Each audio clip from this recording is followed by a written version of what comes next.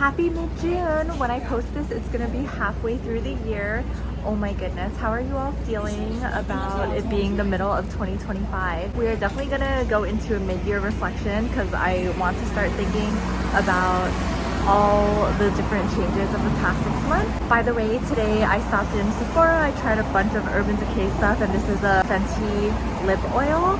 And yeah, the Urban Decay shadow, like that really iridescent white shadow that I use for my solo show, that's still the winner. Ooh, I see an icy cart. I'm gonna have to get one.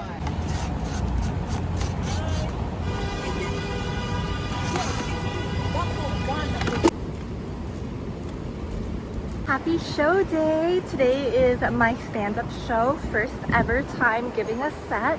It's also like 107 degrees right now. So I thought I could start my mid-year reflection off here.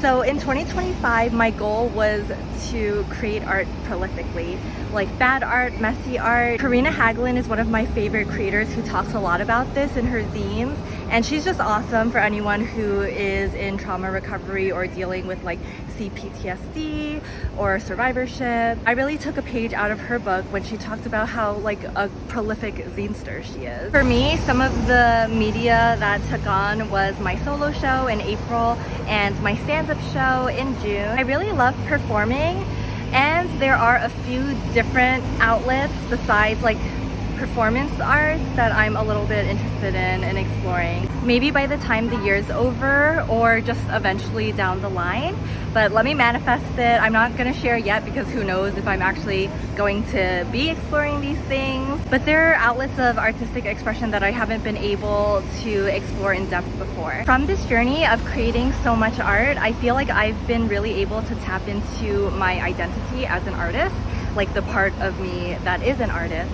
And also to realize that I can always create art, whatever my day-to-day looks like, and the other parts of my identity, like that artist is still within and such a prominent part of myself. I also just think it's a liberating thing because no matter where I am in life or what I'm doing in the other parts of my life, it's like art is still who I am and still what I do. It's also been an extraordinary experience being a generative artist. Like this year with my solo show and my stand-up set, for the first time in many years, I was actually able to write what I was performing and be a generative artist in that way and create things like through and through. And to be able to have a lot of power, agency, and voice over the final product was so cool. And being a generative artist is really cool because it's like we are creating new work. That has been such a dream come true and like has planted the seed and confidence for like so much work down the line. It's really different to be following artistic pursuits because it's just one project after the next,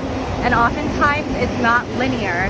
Like how many movies have you seen or whatever form of art where you're like, oh, the previous one was better, or the first book was better than the sequel. So it's definitely not as linear as a more traditional kind of path. Definitely doesn't mean though that you're not growing and progressing, because with art, oftentimes like we can rest, we can burn out, you know, we can rest, but just continuing is growth, because as we grow as people and things change about us, we put that into our art, and that's how our art evolves. I also wanted to touch on mental health.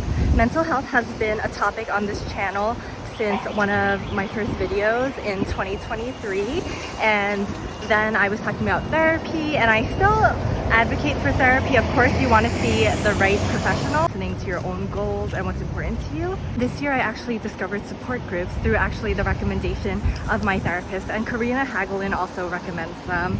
So I just think that it is a great resource, and for me personally, it has helped with my own mental health journey.